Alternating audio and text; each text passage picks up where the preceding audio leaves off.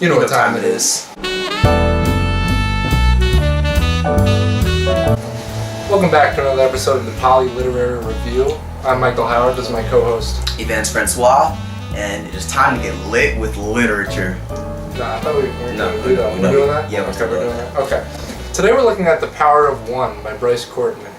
And this is a book in which historical context is very important, as it takes place in 1940s South Africa. Yeah, so the thing about this time in South Africa, there were three main classes. There were the Dutch Boers, there were the English, and then there were the blacks. The Dutch hated the English, and the English hated the Dutch, and they both collectively hated and oppressed the black Africans at the time. The novel centers on a boy growing up in a rural South African town who is of English descent, so when he goes to a primarily Boer boarding school, he is severely bullied. And he's bullied so bad, in fact, that he begins peeing the bed every night, thus earning the nickname Piskop, which means pisshead in Afrikaans. Yeah, so then he does what any ordinary boy would do, and he goes to his local witch doctor to cure him of his night water. So not only did the witch doctor cure him, he also gifted him with a chicken named Grandpa Chook, who became Piskop's only childhood friend. So the boy's primary tormentor at boarding school went by the name of the Judge. And the Judge was the leader of a group of English-hating, Nazi-sympathetic Boer students. And the Judge is really the first time Piskop is introduced to hatred. And how he responds to hatred will become a key theme throughout the novel. The Judge, as he said, did so many terrible things to Piskop during his time at school. The worst of which was he killed Grandpa Chook after the bird shat in his mouth, which left Piskop in a severely devastated state. He shat in his mouth? Yeah, he shat in his mouth. Oof. As the school year ends, the boy is sent to live with his mother and grandfather in an English town on the coast. The boy is sent via train, and on the train he meets a young boxer by the name of Hoppy. Him and Hoppy develop a very strong bond, and Hoppy's actually the one who gave him the name PK to replace the insulting nickname Piskop.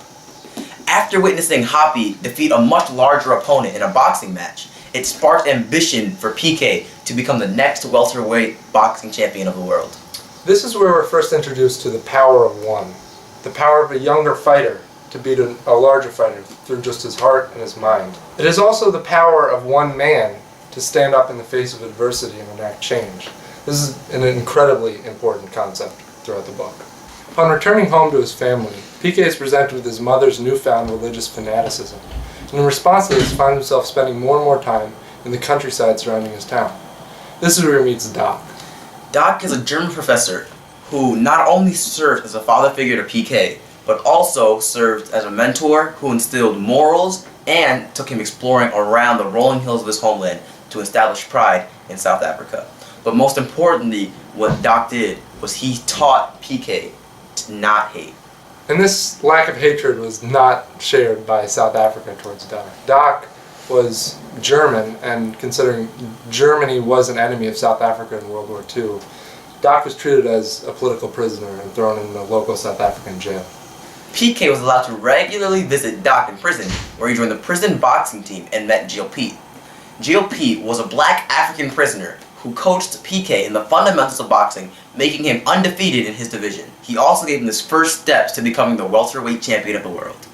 Sadly, GLP was eventually murdered by a sadistic white guard, really exposing PK to the horrible, violent realities of racism in South Africa.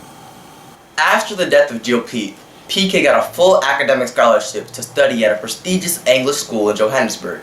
Unfortunately, Doc died during PK's time in school, which left PK emotionally, physically, and spiritually devastated. Upon finishing his schooling, a wealthy friend offered to pay PK's way to Oxford, a school that PK had always dreamed of going to.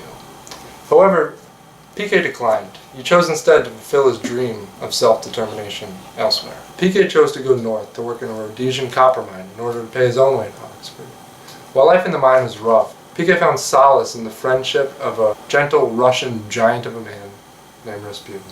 While working a very dangerous job in the mines, PK fell 60 feet and was buried under a mountain of rubble, and would have died if it was not for the heroic actions of Rasputin, who died of exhaustion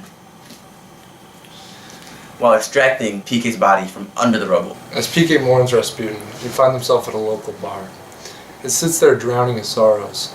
A large, hulking beast of a man, high on gunpowder, comes charging into the bar at PK. PK immediately recognizes who it is. The judge. As the judge charging for PK, PK weaves out of the way and knows that with his boxing experience, this is the moment he's been waiting for. With every punch thrown, PK thinks of someone he's lost. One punch for Doc, one punch for GOP, a punch for Rasputin, and of course, punches for Grandpa Chuk. As PK stands over his childhood foe, he's satisfied. He turns out into the night, finally realizing the power of one.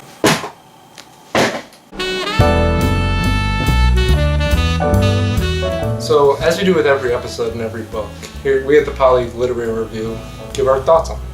And I think I can speak for the both of us when I say that we love this book. Yes, this is definitely one of the top books that I've read, and this is just because the plot is so rich and so complex. And the characters are the same, complex, and it uses these characters to drive the plot forward and to explore and define what the power of one means to the main characters, to PK. I say that this is a book that is very story-driven, and as he said, it's a very complicated plot. It's so complex that I don't think we can do it justice in such a short video. Yeah. So I implore everyone watching this to go read it. See what the power of one means to you, because it does mean something to everyone. Thank you, and we'll see you next week. And remember, we make literature lit. No, I thought we weren't going to do that. No. Yes. Okay.